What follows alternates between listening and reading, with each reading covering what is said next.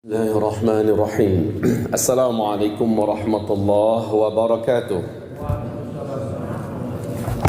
Alhamdulillah. Alhamdulillahi rabbil alamin. Wa bihi nasta'inu ala umuri dunya waddin.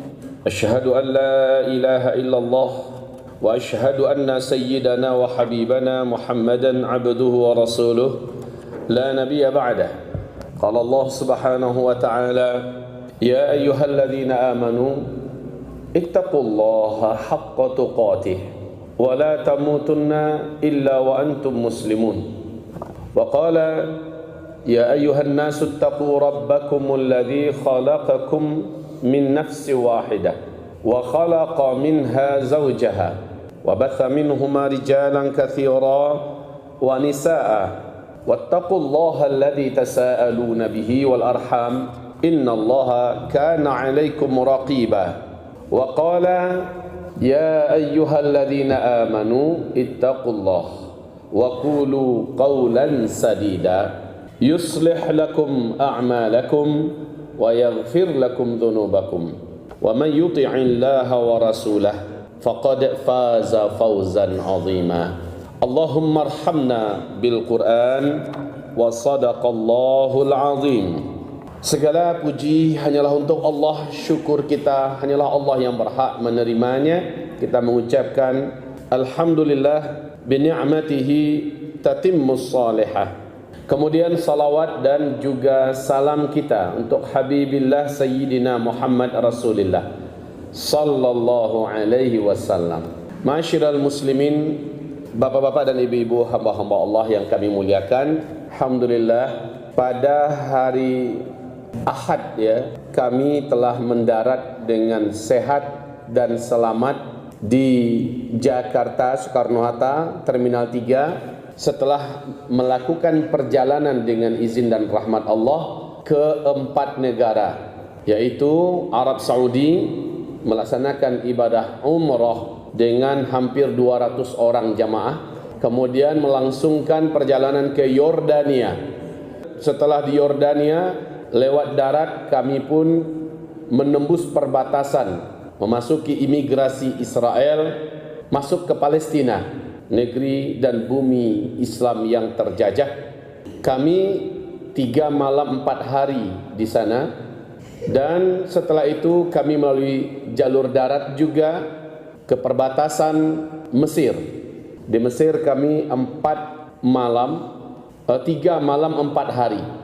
Barulah kami pulang, total seluruhnya 18 hari. Sehat semua jemaah, alhamdulillah. Selamat. Bahkan orang yang batengkak-tengkak, nan gaik-gaik, nan batungkik-tungkik, dan yang pakai kursi roda, semuanya sehat, selamat, utuh, tidak ada yang kececer.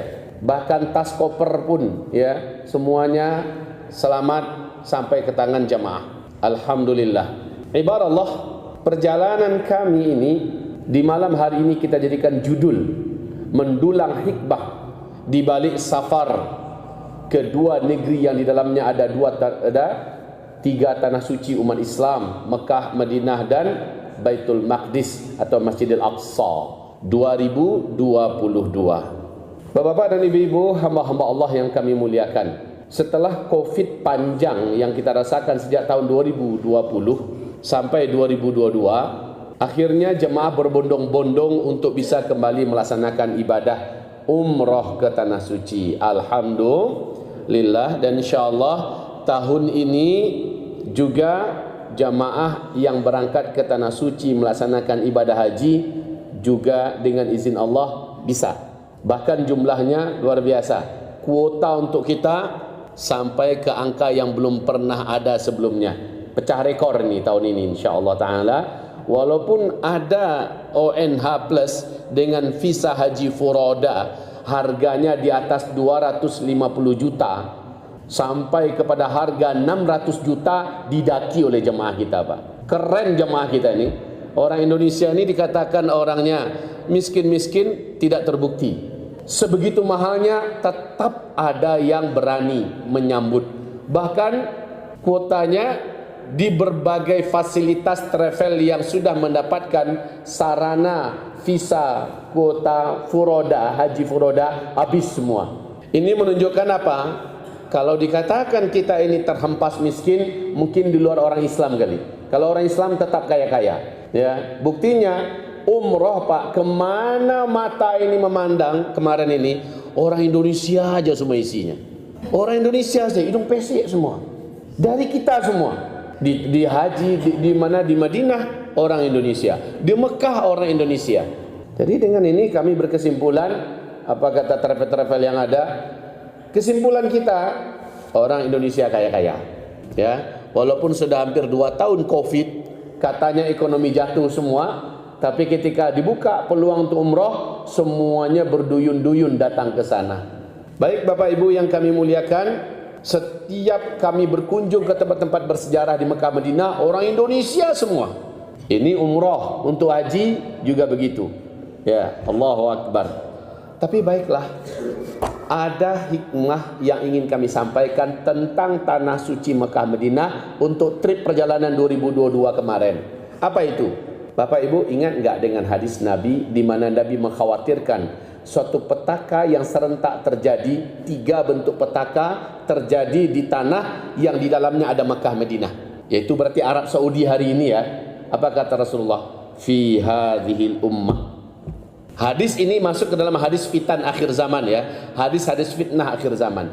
Fi hadhil ummah, pada umatku ini nanti di akhir zaman akan terjadi 3 petaka yang mengerikan. Khasfun, banyak tanah-tanah yang tenggelam, kota-kota yang masuk ke dalam tanah.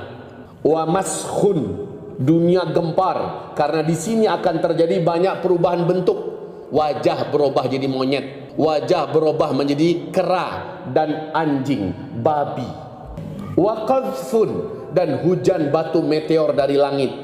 3 kejadian petaka alam serta kondisi yang mengerikan ini terjadi bersamaan di akhir zaman pada umatku ini. Nabi nunjuk ke bumi di mana beliau saat itu berada, yaitu yang hari ini di dalamnya ada Mekah dan Madinah.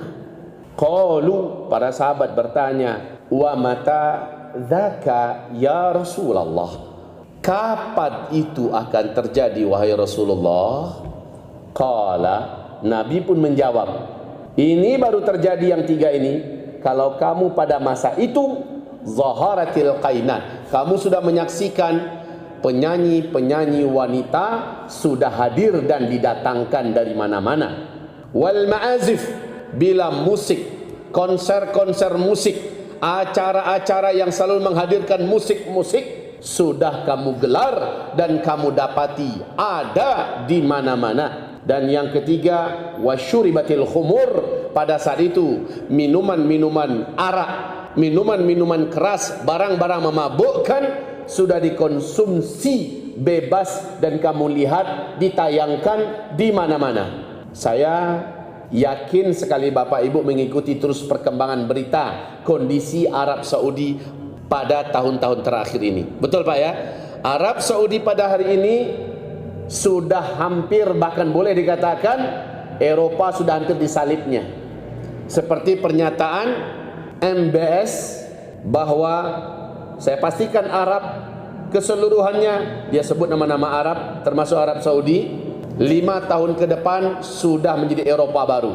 Dan ini dengan penuh percaya diri disampaikan di depan televisi di mana seluruh dunia menyimak, menyaksikan dan mendengarnya. Dan hari ini pembangunan juga luar biasa. Baik Bapak Ibu yang kami muliakan, acara apa saja di Arab Saudi pada hari ini pasti pakai musik, mendatangkan penyanyi-penyanyi luar negeri dari berbagai negara, dan bahkan dimeriahkan para pelacur-pelacur, minuman-minuman keras, tos-tosan sudah seperti Eropa dan Amerika. Mereka sudah buat itu. Kalau begitu, akan terjadikah penenggelaman bumi?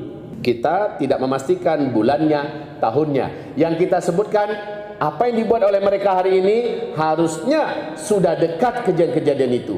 Kemudian maskhun, perubahan wajah.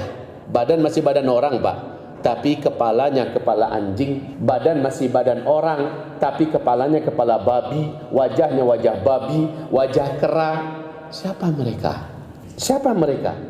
Maka saat saya baca dalam kitab yang ditulis oleh Syekh Dr. Muhammad Al-Mubayyad berkaitan tentang ensiklopedia akhir zaman, saya baca itu adalah kaum elit, orang-orang yang mewah-mewah, kaya-kaya dan keluarga kerajaan di Arab Saudi pada hari ini. Mereka buat rumah-rumah bagaikan istana. Ada yang di lereng-lereng bukit, ada yang di atas bukit, ada yang mereka pagari dengan pagar tinggi di dalamnya. Mereka buat villa-villa mewah, besar bagaikan istana. Siapa di dalamnya? Orang-orang kaya Arab Saudi hari ini. Orang-orang yang berduit dan khususnya keluarga kerajaan, para pangeran-pangeran. Wahai Bapak Ibu, mereka bebas datangkan apa saja ke dalamnya. Mereka bertindak di dalamnya seperti hewan. Ya, semuanya halal. Tidak ada lagi tidak ada batasan-batasan agama. Tidak ada lagi rambu-rambu. Mereka persis bertingkah laku seperti hewan. Nah, Allah Subhanahu wa taala mentakdirkan mereka ini kelak ketika kegoncangan terjadi, gempa terjadi, ketika penenggelaman terjadi dan juga hujan meteor dari langit terjadi, mereka dalam keadaan ketakutan keluar dari rumah-rumah mewah mereka, dari villa-villa bagaikan istana mereka, keluar sementara kepala-kepala mereka ini telah dirubah oleh Allah mashun, berbentuk hewan. Karena perangainya sebelum itu sudah berperangaikan perangai hewan. Karena perangai mereka sudah seperti itu. Jadi mashun yang dimaksud adalah perubahan asli. Jangan ditakwilkan dan diartikan dengan artian yang lain. Perubahan asli. Sehingga penduduk dan warga luar saat orang-orang ini keluar dari komplek-komplek mewahnya akan terkejut. Dan dunia memberitakan komunitas kaya-kaya ini keluar dalam keadaan kepala mereka kepala kera, kepala babi, kepala anjing. Ma'adzanallah, wahai hamba-hamba Allah yang kami muliakan. Semua orang yang dalam komplek perumahan-perumahan mewah itu, orang-orang yang sudah lupa diri, orang-orang yang sudah menghalalkan semua yang diharamkan oleh Allah, bersenang-senang saat itu terjadi, mereka keluar dalam keadaan kepala mereka seperti itu. Itulah yang dimaksud dengan mashun. Pada hari ini seluruh mereka punya perumahan-perumahan dan villa-villa mewah, bak istana di Arab Saudi. Kami tidak sebut Uni Emirat Arab ya. Kami tidak sebut kota Bahrain, Kuwait dan sebagainya. Kenapa? Kalau di negeri Arab ini udah lama lah, udah lama terwarnai oleh warna barat. Yang akhir-akhir ini secara tiba-tiba dan gila-gilaan berubah itu adalah Arab Saudi. Kalau yang lain itu udah lama Pak, udah lama menjadi sekuler, udah lama menjadi liberal. Yang baru-baru ini dari 2017 ke atas adalah Arab Saudi. Dan orang-orang besarnya, orang-orang kayanya, para pangerannya, keluarga kerajaannya sudah bukan seperti orang Islam lagi gayanya. Baik, ini kondisi di Arab. Lalu saya sendiri selama umroh dengan jamaah kami merasa heran. Ya Allah, jamaah sebenarnya sedikit, kebanyakan cuma orang Indonesia, tetapi dibuat gayanya sepanik mungkin. Tak tahulah kami apa maksud daripada pengelola dua tanah suci ini. Dibuat sepanik mungkin. Jamaah dibuat susah. Masih bisa dibuat susah, susahin terus. Bisa juga dibuat susah, susahin terus. Coba Bapak lihat live, kalau Bapak di rumah ada TV, buka live kondisi orang tawaf 2 minggu 3 minggu yang lalu lah, ketika saya masih di tanah suci. Sedikit cuma orang tawaf Pak, tapi mau masuk ke bawah itu susahnya minta ampun. Sekat-sekatnya minta ampun, kita dilemparkan ke atas, banyak pula pagar sana sini, dari luar sampai dalam itu dibuat susah jemaah. Prinsipnya lebih saja disusahkan jemaah lain, buat susah terus. Entah apalah maksud mereka, tapi yang pasti kami seluruhnya merasa kesulitan untuk masuk Masjidil Haram. Terlempar ke sana, terlempar kemari, tercampak ke sana, tercampak kemari. Padahal jemaah tak banyak Pak. Tersekat sana, tersekat sini. Sudahlah, kami hanya berprinsip, ya Allah, syukur kami masih Engkau antarkan kemari. Ya, walaupun agak sedikit payah di dalam itu, masih tetap kami bersyukur. Alhamdulillah. Baik, itu kondisi terkini tentang di sana, di Mekah Madinah. Setelah itu kami melakukan perjalanan ke Yordania. Yordania salah satu negeri Syam. Negeri Syam itu ada 4 negara sekarang. Yang dulu adalah masing-masingnya kabupaten ya. Kabupaten Suriah, Kabupaten Lebanon, Kabupaten Yordania, dan Kabupaten Palestina. Dulu kabupaten tuh ketika Khilafah Islam memimpin itu kabupaten. Yang provinsi mana? Syam itu satu provinsi. Jazirah Arab itu satu provinsi ketika Khilafah Islamiyah dulu ya. Kemudian yang namanya provinsi kan nggak ada kita pakai paspor segala macamnya. Tapi sekarang dipecah-pecah menjadi berkeping-keping lalu dijadikan negara-negara sendiri. Oke, nanti akan balik semula itu seperti awal-awal dulu insya Allah. Sekarang kami masuk Yordania. Negerinya indah, tanahnya subur, konturnya juga menarik menawan. Kami dibawa keliling ke sana ke sini, dan resmi Yordania pada hari ini sumber pemasukan utamanya adalah dari pariwisata. Dari pariwisata.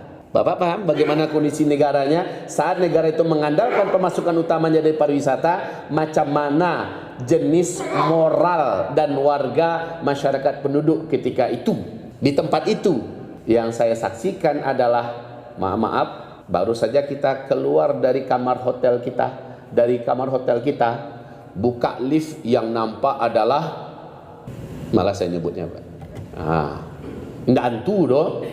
Ya, pokoknya mata ini merasa rusak hafalan saya, begitulah intinya. Rusak hafalan kita dibuatnya.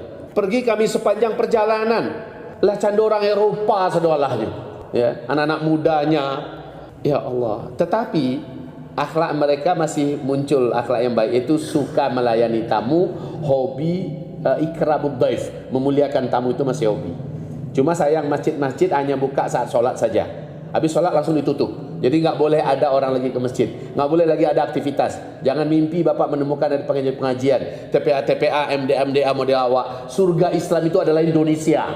Surga Islam itu hari ini adalah Indonesia. Terus terang saya katakan Pak, banyak negara saya masuki, Islam betul-betul terjepit. Tapi di Indonesia, Islam sebenarnya masih bagaikan surga. Walaupun begitu, kita merasa Islam di Indonesia sudah susah. Tapi di luar negeri lebih susah lagi, apalagi di negeri Arab. Ya Pak ya. Jadi sekali lagi kita mengatakan, Alhamdulillah kita orang Indonesia. Islamnya di Indonesia masih begitu leluasa. Pesantren-pesantren marak di mana-mana. Banyak orang-orang tua yang masukkan anaknya. Tahfiz Quran bermunculan di mana-mana. Ya, bahkan rumah-rumah pun banyak diwakafkan untuk menjadi rumah tahfiz dan sebagainya. Banyak bermunculan hafiz-hafiz. Sekarang ini bagi orang-orang Timur Tengah, Indonesia bagikan surga untuk mereka kerja, buat ngajar Al-Quran, ngajar ulum syar'i segala macamnya. Insyaallah Pak. Baik, kita perbandingkan Yordania, kami jumpa dengan mahasiswa-mahasiswa di sana. Kami jumpa dengan mahasiswa. Malamnya saya memberikan sedikit tausiah, penyemangat kepada mereka. Di Yordania nggak banyak, hanya 300-an orang cuma jumlah mahasiswa Indonesia. Bapak Ibu, biaya hidupnya di situ tinggi. Mata uangnya dinar. 1 dinar itu $1,5 nilainya. Ya, Rp20.000 uang kita 1 dinar. Baik Bapak Ibu yang kami muliakan, di situ kami mengunjungi beberapa makam para nabi-nabi, di mana nabi punya sejarah di sana, pernah bertempat tinggal di situ, dan kami juga berkunjung ke tempat Nabi Musa mengetok batu sehingga memancarkan 12 mata air. Sampai sekarang airnya masih mengalir bening, airnya sejuk bagaikan keluar dari freezer. Musim panas sepanas apapun, kemarau sekemarau apapun, air tetap keluar. Mukjizat Nabi Musa yang Allah sebutkan dalam Al-Quran masih ada di sana. Disebut dengan Wadi Musa, Lembah Musa. Jadi kalau Bapak pergi ke sana, pemandangannya indah sekali. Dan kami minum di situ. Kami minum airnya, ya. Kami foto-foto di sana. Ya, saya pun sempat ceramah di tempat lembah itu, Pak. Warga mengandalkan air dari situ. Berapapun banyaknya warga, nggak ada masalah. Air situ tidak pernah berhenti, Pak. Bening sebening-beningnya. Baik Bapak Ibu, kami berkunjung ke berbagai hari terakhir kami berkunjung ke Gua Pemuda Kahfi. Kami buat renungan di sana. Saya buat ceramah di situ. Lalu kami meminta kepada Allah, lindungi iman kami ya Allah di hari-hari fitnah sebagaimana Engkau lindungi imannya para pemuda Kahfi. Kami ambil ibrah dan hikmah di sana, Pak. Setelah selesai di sana ngambil ibrah, kami juga foto-foto. Ya tentulah orang Minang atau orang Indonesia ini di ma bumi dipijak, di situ kita bakodak, ya kan? Nah, itu harus itu. Itu yang akan dilihat, itu yang akan diceritakan pada kerabat keluarga kita. Selesailah kami di Gua Pemuda Kahfi, kami pun menuju ke perbatasan Palestina dengan mana ada Palestina lagi. Maaf Pak ya. Jadi Bapak Ibu, sekarang Palestina itu boleh saya katakan 12% saja yang tersisa. Mungkin sudah kurang dari 12%. Ini Palestina. Ini Laut Mediterania, ya. Bapak Ibu, sekarang sedikit sacuil lagi yang tinggal Palestina itu. Sedikit aja sisanya lagi. Ini sudah dikuasai Israel semua. Ini sudah dikuasai Israel. Jadi berapa sisa Palestina hari ini? Paling banyak 12%, mungkin dah 9 atau 8%. Itu pun bapak-bapak, ibu-ibu yang kami muliakan. Jadi dari arah manapun bapak ibu mau masuk ke Palestina, wajib melalui perbatasan yang dijaga ketat oleh imigrasi Israel. Ya, bapak harus dapatkan visa dari Israel. Jadi masuknya kita ke sana Pak, bangga mereka. Karena secara tidak langsung kita istilahnya ngemis minta visa dari mereka. Ya, orang Islam ngemis minta visa dari Israel. Tapi gimana lagi? Karena di sini ada Masjidil Aqsa, kita dianjurkan Rasulullah untuk berangkat ke sana dan sholat di situ. Mau tidak mau kita menunaikan hajat kita ke sana. Tahu enggak Bapak Ibu? Di dalam hadis Hasan diriwayatkan oleh Al-Bazzar, Al-Baihaqi, Rasulullah SAW bersabda, Nabi Sulaiman berdoa kepada Allah dengan 3 doa. 2 sudah Allah kabulkan, dan saya berharap yang ketiga semoga Allah kabulkan juga. Apa doa Nabi Sulaiman? Ya Allah, ketika Nabi Sulaiman selesai membangun Masjidil Aqsa, doa Nabi Sulaiman, ya Allah, berikan aku kekuasaan yang mana tidak pernah lagi sampai hari kiamat orang punya kekuasaan seperti kekuasaanku ya Allah. Dan Allah sudah kabulkan. Yang kedua, ya Allah, berikan aku hukum di mana hukum itu tegak seadil-adilnya dan aku menghukum dengannya, dan Allah telah mengabulkan. Yang ketiga, ya Allah, jadikanlah orang yang sholat di sini ketika dia sudah keluar dari sini, dia seperti orang yang baru terlahir dari rahim ibunya, bersih seluruh dosa-dosanya. Dan kata Rasulullah, saya berharap semoga yang ketiga ini pun telah dikabulkan oleh Allah. Jadi ini jangan salah-salah Bapak Ibu. Sholat kita di Masjidil Aqsa, niat kita dari sini mau ke Masjidil Aqsa. Siapa yang sampai di sana dan sholat di sana, keluar dari Masjidil Aqsa. Ini doanya Nabi Sulaiman ya. Dan Nabi mengatakan, saya berharap semoga doa ini juga Allah kabulkan. Orang yang keluar dari Masjidil Aqsa seperti baru lahir dari rahim ibunya, barasiah dari dosa, bersih putih dari dosa. Perlu penting kami sampaikan satu hal pada Bapak Ibu. Buya, di situ kan bahaya Buya. Orang kan perang berdarah-darah di situ Buya. Dan kondisi kita masuk ke sana mencekam. Nanti gimana kalau kita kena bom? Bagaimana kalau peluru meleset dan nyasar ke kita Buya? Bapak Ibu, kami sampaikan, pembawa jamaah terbesar ke Masjidil Aqsa di Indonesia adalah Sabah Khidmah Muntazah. Tiap bulan itu entah berapa kali dia bawa jamaah, dan jamaahnya besar-besar. Enggak pernah ada masalah. Sudah berapa tahun bawa jamaah, enggak pernah ada masalah. Bahkan ketika Covid kemarin saja, dia masih bawa jamaah, enggak ada masalah. Wahai Bapak Ibu yang kami muliakan, kemarin jumlah kami 120 orang masuk Aqsa, enggak ada masalah. Kami semuanya aman, Pak. Bahkan ketika kami masuk Palestina, dalam keyakinan kami, selama kita sudah dikasih visa oleh Israel, berarti itu ada garansi aman dari mereka. Takkan kita diganggunya, Pak. Takkan kita dibiarkannya dalam cedera. Jadi kalau mereka tak kasih visa pada kita, itu pertanda akan gaduh. Tapi selama mereka kasih visa, berarti aman. Itu aja kuncinya. Toh jamaah dikasih visa oleh Israel, berarti tidak ada masalah. Masuk kami ke Masjidil Aqsa, ke kawasan Baitul Maqdis, kok hati itu maaf ya Bapak Ibu ya, lebih tenang daripada masuk Masjid Nabawi, lebih tenang daripada masuk Masjidil Haram. Tenang, setenang-tenangnya, nggak bisa lah kami katakan Pak. Semua kami sepakat mengatakan, kok nyaman betul hati masuk ke Masjidil Aqsa ini ya, ke Baitul Maqdis ini, nyaman sekali Bapak Ibu. Rasa nggak mau keluar kita dari situ. Padahal kalau masjidnya mewah lah Masjid Nabawi lagi, mewah lah Masjidil Haram Mekah lagi. Tapi ketika kita masuk ke sana, nyaman sekali Bapak Ibu. Jadi kalau begitu gimana? Niatlah wahai hamba-hamba Allah, berangkat ke sana. Kita umrah udah berkali-kali dah, ya, niat berangkatlah ke sana. Insyaallah taala Februari 2023 kalau saya masih hidup, kalau saya masih sehat, kalau masih diizinkan Allah, kami sudah bertekad, berazam bawa lagi jamaah untuk menapak tilasi Isra Mi'raj ke Masjidil Haram dulu, langsung ke Masjidil Aqsa. Februari itu kan pas Isra Mi'raj itu, ya. Nah, kita akan bawa lagi jemaah. Kalau Bapak Ibu ingin merapat, ingin bergabung, dari sekarang niat. Saya bawa istri, saya bawa anak, saya bawa keluarga, saya bawa, ayo bersama-sama berangkat nanti. Wahai hamba-hamba Allah yang kami cintai, yang kami muliakan, di Palestina kami mengunjungi berbagai tempat yang sudah terjepit ini. Bapak, Ibu, berita baik. Ucapkan alhamdulillah dulu. Bapak, alhamdulillah, tanah Palestina dijajah, alhamdulillah, baru aja Allah. Nah, begini Pak, Bu, beritanya ya. Ini kan sudah dikuasai Israel semua. Semua kawasan yang kami masuki yang sudah dijajah Israel ini, semua kawasannya sekarang Pak elit semua, dibangun sejadi-jadinya oleh Israel. Jalan rayanya saja 4 jalur, lebar-lebar, kelasnya kelas tol standar internasional, mewah-mewah. Kawasan-kawasan yang sekarang udah diduduki oleh Israel mewah, bangunan-bangunnya standar terkini. Rumah-rumah penduduk untuk warga Israel yang mereka bangun jutaan, dan itu seperti di Chevron Pak.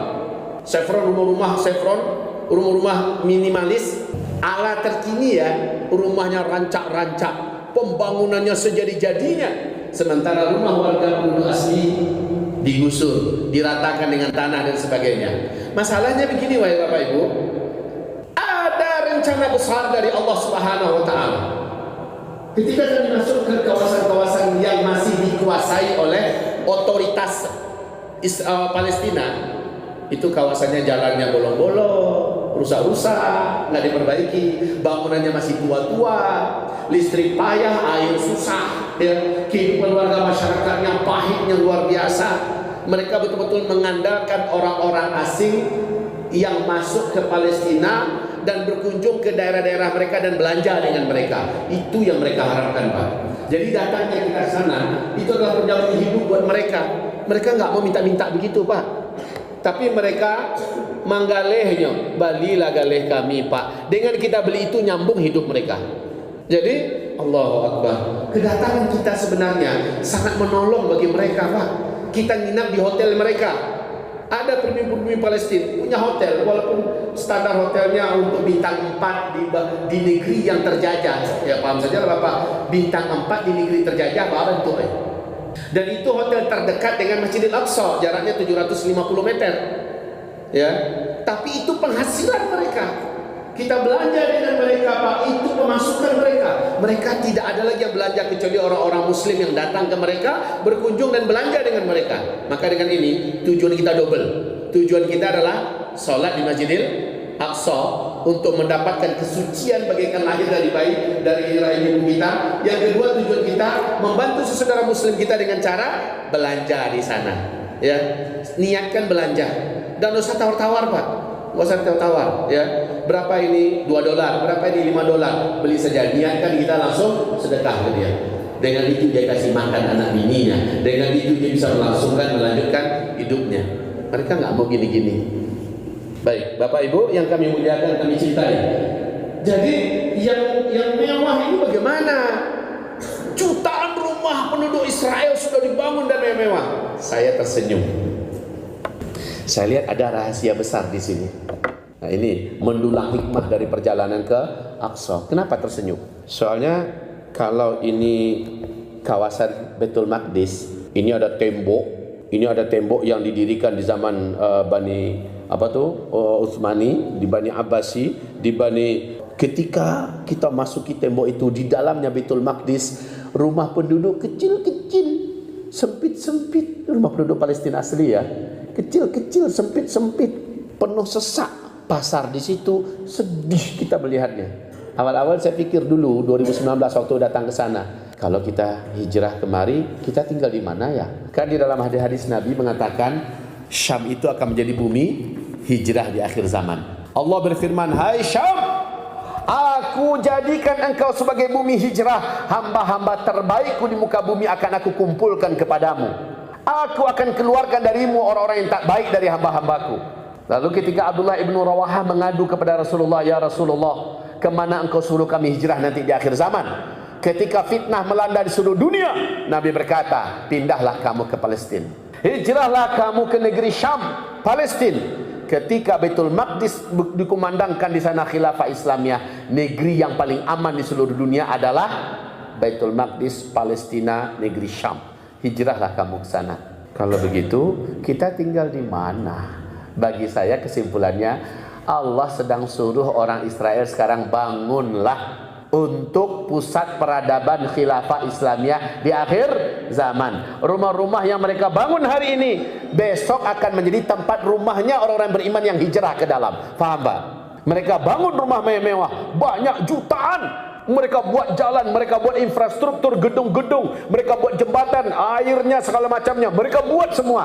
Itu dirancang oleh Allah untuk persiapan pusat peradaban khilafah Islamiyah di akhir zaman. Negeri teraman saat itu adalah Palestina, kata Rasulullah. Seluruh dunia sedang kacau, sedang perang, sedang gempa, sedang bencana, sedang petaka, sedang mengalami fitnah-fitnah. Maka negeri yang teraman di akhir zaman adalah Palestina. Allah, saya lihat sekarang orang Israel sedang berlomba-lomba membangun. Rancak, bangun taruhnya, bangun terus, ya, terus bangun. Asa an takrahu syai'a wa huwa khairul lakum. Mungkin kamu membenci sesuatu pada dianya adalah baik untuk kamu. Wallahu ya'lamu wa antum la ta'lamun. Allah tahu sementara kamu tak tahu. Jadi Allahu Akbar. Saya lihat sepanjang perjalanan saya di tepi pantai Laut Hitam, Laut Mati. Sepanjang perjalanan saya di mana di terusan Suez, ya, di daerah terakhir perbatasan, mewah semuanya. Saya katakan tak apa. Ini nanti pusat peradaban khilafah Islamiyah di akhir zaman. Rumah-rumah hebat yang mereka bangun, ini tempat hijrah, rumah-rumah hijrah hanya orang-orang yang hijrah ke Palestina di akhir zaman. Tapi syaratnya pantaskan diri kita menjadi hamba Allah yang terbaik, sehingga Allah undang nanti kita. Berarti Bu ya, ketika itu masih adakah teknologi? Insya Allah masih bisa kita terbang ke sana. Insya Allah ketika Nabi menyuruh kita hijrah ke Palestina, berarti fasilitasnya pasti masih ada saat itu. Bagaimana kalau kami nggak ada duit Bu ya? Wahai Bapak Ibu, bukan duit yang bisa mengantarkan kita ke sana. Kalau Allah sudah panggil, Allah kasih kita sarana, Allah kasih kita kemampuan. Yang penting pantas nggak kita menjadi ahli negeri Syam di akhir zaman. Kalau pantas, maka Allah pasti akan panggil kita. Cuma ya dari sekarang, kalau Bapak Ibu punya rencana, dari sekarang cicil nabung. Kalau nggak bisa nabung di rumah, udahlah nabung. Setiap infak sedekah kita, ya Allah, ini tabungan hamba untuk ke Palestina nanti. Bila di zaman kami ini yang kau maksud, ya Allah. Bila di zaman kami nanti Imam Mahdi muncul, ya Allah. Bila di zaman kami ini nanti khilafah Islamiyah diumumkan di Baitul Maqdis, ya Allah, panggil kami ke sana. Dan ini tabungan kami. Setiap kali Bapak berinfak, setiap kali Bapak Ibu bersedekah, apalagi untuk Palestina. Ya Allah, ini tabungan hamba, nanti berangkatkan hamba ke sana. Gitu Pak. Kita transaksinya transaksi iman ini dengan Allah langsung. Setiap nabung kita di Masjid Jami di mana kita berada, ke pondok pesantren, kalau ke tahfiz, ke mana-mana, ingatkan ya Allah, hamba niatkan ini untuk biaya hamba berangkat ke saat hari itu datang Pak, Allah panggil kita. Kenapa? Menurut Allah tabungan kita sudah cukup. Maka hari ini saya yakin Bapak pasti rajin sedekah. Rajin Bapak nabung di masjid, ya, nabung di tempat-tempat panti asuhan, di pondok-pondok pesantren, ke lembaga tahfiz dan sebagainya. Niatkan itu untuk tabungan kita ke Palestina. Begitu Bapak Ibu. Jadi itu rahasia. Tempat yang sudah mereka bangun sekarang itu persiapan. Umranul Maqdis kharabu Yathrib. Saat khilafah Islamiyah diumumkan, negeri yang paling aman di dunia adalah Baitul Maqdis, yang ada Baitul Maqdis di dalamnya. Kemudian saat itu Madinah sedang chaos, sedang kacau. Mekkah dan negeri-negeri lainnya kacau. Maka yang aman cuma di situ Pak. Indonesia kacau enggak? Insya Allah. Lalu kemana kita? Udah jelas kok. Satu-satunya negeri yang direkomendasikan oleh Rasulullah nanti adalah Syam. Baik Bapak Ibu, hamba-hamba Allah yang saya cintai. Sekarang Palestina tidak ada hentinya dalam kekacauan, penjajahan, ribut dan semacamnya. Nanti gantian, dunia yang sedang ribut, mereka yang seaman-amannya, ya, mereka yang semakmur-makmurnya. Dan saya melihat Pak, Palestina itu sepanjang perjalanan saya tempuh, se-Palestina itu kami tempuh. Kami juga termasuk kemarin itu ke Danau Tiberias, ke kebun kurma Baisan, ya. Kami menelusuri tempat-tempat akhir zaman. Sepanjang perjalanan kami lihat dia rancaknya Palestina kole, ya Allah, udaranya lama, airnya rancak, tanahnya subur, pemandangannya indah, rancaknya Palestina kole, ya Allah. Begitu Pak. Itu pusat khilafah Islamiyah di akhir zaman. Ternyata sekarang sedang gila-gilaan dibangun oleh Israel. Rancak. Maka saya mengatakan thanks for Israel. Terima kasih untuk Israel. Kenapa? Mereka sudah membangunkan hari ini segala sarana dan prasarana untuk peradaban Islam di akhir zaman. Kan itu kesimpulannya. Cuma masalahnya kita ini layak enggak? Kita ini pantas enggak? Kalau kita merasa mau, maka layakkan diri kita.